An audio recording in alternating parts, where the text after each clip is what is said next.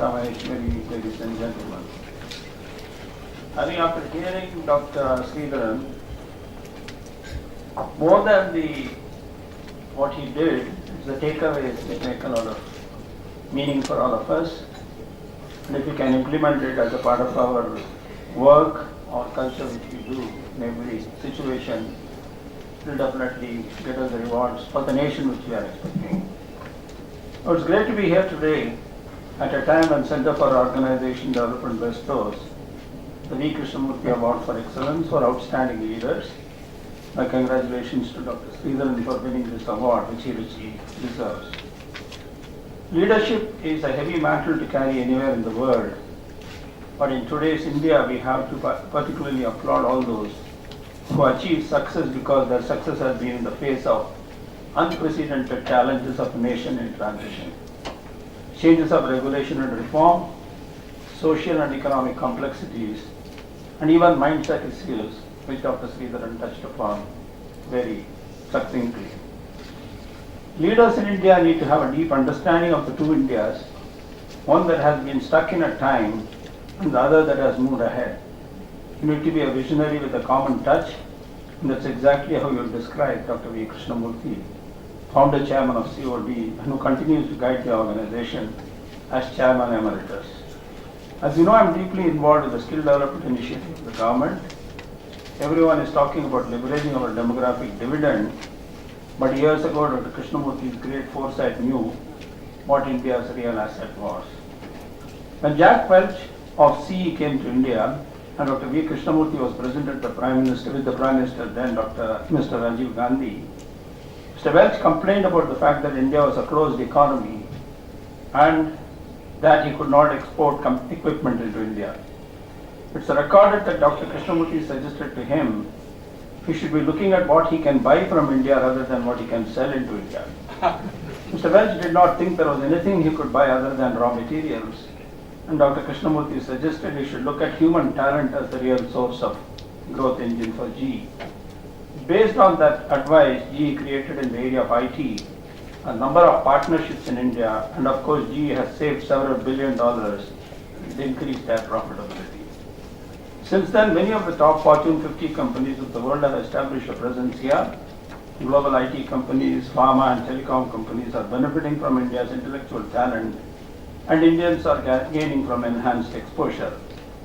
The phenomenon has mostly been limited to the knowledge industry, but there is yet another revolution possible if India is able to skill its millions for jobs that come up not just in India but in any part of the world, where aging population will create huge shortage of skilled resources. For the next 10 years, India has the chance to become the talent hub of the world by focusing on specific sectors where opportunities lie.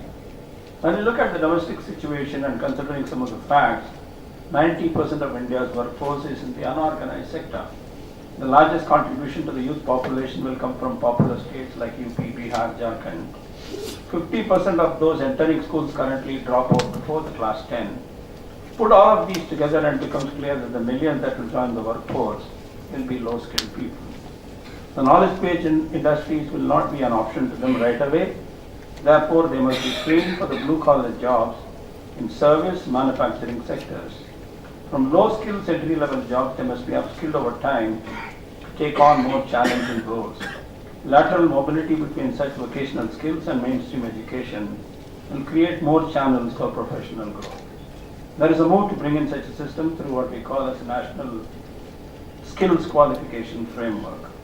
The more compelling reason to focus on blue-collar jobs is because this is where we have a large shortfall and where there is a big opportunity, whether domestically or internationally.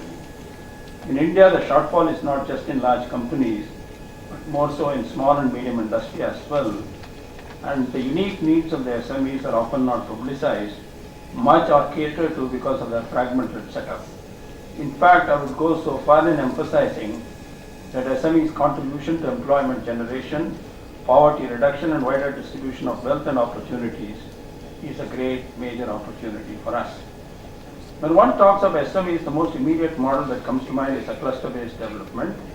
Developing clusters are in fact a powerful way to drive innovation. There is strength in having geographical concentration of enterprises that produce related or complementary products.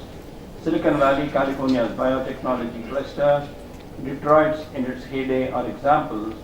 Ironically, TCS in India is Asia's largest IT company based in Mumbai, but Bangalore, where IT companies congregated, is better known as India's IT capital. Obviously, there is strength in numbers.